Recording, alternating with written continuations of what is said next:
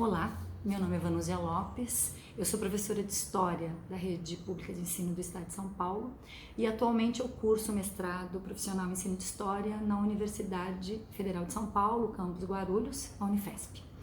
Hoje eu estou na biblioteca da escola onde eu atuo, no bairro da Casa Verde, na cidade de São Paulo, para fazer um convite a vocês. Eu queria convidá-los a tratar um pouco do meu tema de pesquisa.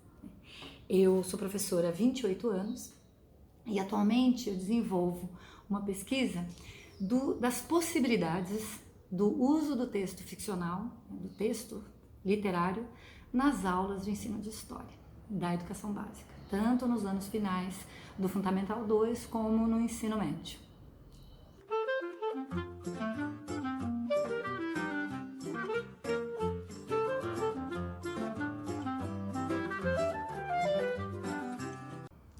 A minha ideia, é que nós, professores de história das escolas públicas, utilizemos dos acervos que nós temos em nossas bibliotecas escolares. Não é novidade que o campo da literatura, dos estudos literários, da teoria literária, utiliza da sociologia, dos conhecimentos da sociologia do campo da história para fazer suas pesquisas. Mesmo no ensino de literatura, hoje nenhum professor de literatura começa a falar de um autor, de uma escola literária, de uma obra, sem minimamente compor um cenário, um contexto histórico no qual essa obra, essa escola literária se desenvolveu, esse autor produziu a sua obra.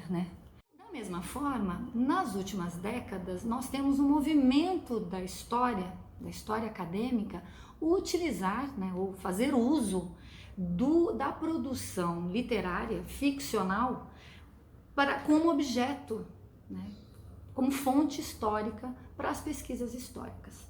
Então a gente já tem um grande manancial de pesquisas aqui no Brasil, especialmente com a literatura do século XIX e do início do século XX, dessa produção literária do Império e depois da Primeira República, que nos diz muito sobre o que era viver, no Brasil desses escritores. Uma das primeiras questões que nós temos que ter claro, nós historiadores ou nós professores de história da educação básica, quando nos utilizamos do texto ficcional, é quebrar essa ideia de que esses escritores, de que esses autores, eles eram gênios, que eles tinham uma genialidade criativa e a produção, que é uma produção artística, uma produção cultural, é uma produção artística, é resultado apenas da sua genialidade criadora. Nós temos um crítico literário, Raymond Williams, um crítico literário inglês, ele nos ensina, fazendo análise do estudo da literatura europeia, mas principalmente da literatura inglesa, da passagem do 18 para o 19, ele diz que esse ideal do escritor romântico, do gênio romântico, isso foi uma criação desses escritores da passagem do 18 para o 19 como uma forma de reação, de resistência a esse mundo industrializado que se desenhava na Europa. Então esses autores, eles acabam para se distanciar desse trabalho mecânico, desse mercado em desenvolvimento, mesmo, inclusive o mercado literário que estava se desenvolvendo no século XIX, e do produto, o seu produto de trabalho, a literatura, se tornando uma mercadoria comercializável, um grupo de intelectuais, um grupo de escritores cria essa ideia, esse ideal do escritor gênio, dessa genialidade, esse gênio romântico, esse escritor romântico. Então, uma primeira coisa que a gente tem que trabalhar é isso, A literatura é resultado de trabalho humano. Uma segunda, que eu acho que talvez essa fosse a primeira, é que não existe literatura sem história. Nenhuma literatura é descolada do seu tempo histórico. é bastante interessante isso, porque a gente, né, já no ensino de literatura tem essa ideia de que a história é um cenário para esse literato produzir a sua arte, ou seu texto ficcional, ou seu poema.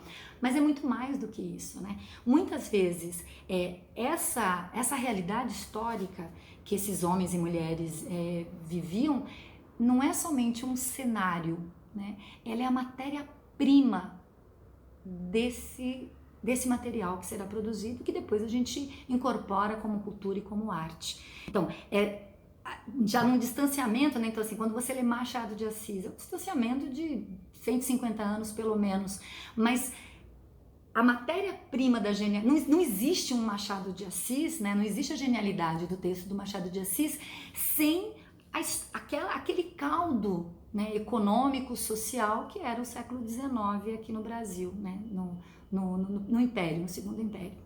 Então esse é um dado bastante importante, quer dizer, essas duas questões são muito importantes. O escritor é um elemento humano, ele é uma pessoa que produz, né, que trabalha, que vive, que come, né? E não existe uma literatura sem história. Nós teríamos inúmeros exemplos na literatura brasileira de possibilidades para trabalhar texto ficcional nas aulas de história. Mas na minha pesquisa eu vou me ater à obra do Lima Barreto. Lima Barreto, em si, né, a vida desse autor, desse escritor brasileiro, a vida dele em si já seria, daria muito pano para a manga para estudarmos o Brasil da passagem do 19 para o 20, né, para estudarmos o que foi o Brasil pós-abolição, o que foi essa primeira república brasileira, o que foram essas primeiras décadas da história republicana brasileira. Mas a nossa ideia é o texto dele, né? Então, Lima Barreto, né? Afonso Henriques de Lima Barreto, ele nasce no Rio de Janeiro em 1881. É bastante interessante porque ele, né, nos relatos dele, memorialistas, ele fala, né, ele lembra da abolição da escravidão. É bastante interessante um dado biográfico dele, porque ele fazia aniversário no dia 13 de maio, quando acontece a abolição da escravatura. Então é muito interessante, né, os relatos desse homem, desse escritor, né, tratando desse fato histórico. Mas o que nos interessa é a ficção dele. E por que nos interessa a ficção dele? Porque a obra ficcional do Lima Barreto é bastante autobiográfica, né? Se isso à época dele foi motivo de muitas críticas, hoje não é. Para nós, professores de história, isso é um dado bastante interessante, porque você consegue trabalhar a partir dos romances esses que nós temos, né, disponibilizados nas nossas escolas, nos nossos acervos da biblioteca escolar, e se não da biblioteca escolar, né, estão todos em domínio público. Então você consegue, a partir de um personagem ficcional, ter alguma certeza, né, como tem esse cunho autobiográfico do Lima Barreto, você não é só verossimilhança que você tem, né? Você percebe que o Lima Barreto está utilizando ele usa, né, a vida dele de homem negro, com ascendência de escravos, de homem pobre, de homem suburbano. Ele tira dessa experiência de vida dele, né, dessa vida real, né, não ficcional, dessa vida real, ele tira elementos para moldar o seu texto ficcional. Então é bastante interessante porque você consegue aumentar o repertório desses nossos jovens, desses nossos alunos e alunas, né, com literatura que por si só já é importante, mas você consegue vislumbrar o que era ser um homem negro ou uma mulher negra, né, porque pegamos Clara dos Anjos, por exemplo, o romance Clara dos Anjos, né, que aparece como conto e depois vira um romance.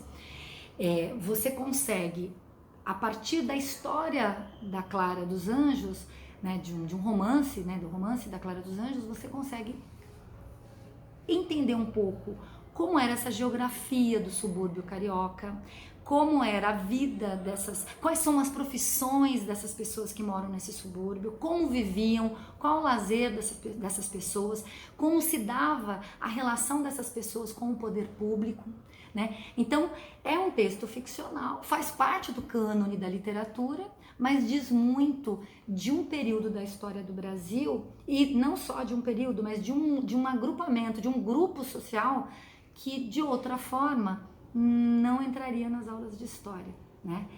Você chega à história dos primeiros anos, né, da República a partir de um personagem ficcional, mas um personagem com bastante força, né? Porque traz por trás não só a criatividade inventiva, né, desse grande literato que é o Lima Barreto, desse grande escritor Lima Barreto, mas a partir da vida dele, das observações, né, que o Lima Barreto tinha. O que mais nos interessa, né, dessa pesquisa é analisar como Lima Barreto denuncia em sua obra ficcional o racismo, né, existente na sociedade brasileira. Racismo esse que até hoje nós ainda não conseguimos superar. Então é isso. Espero que vocês façam críticas, que vocês façam sugestões e que vocês façam perguntas também. Obrigada.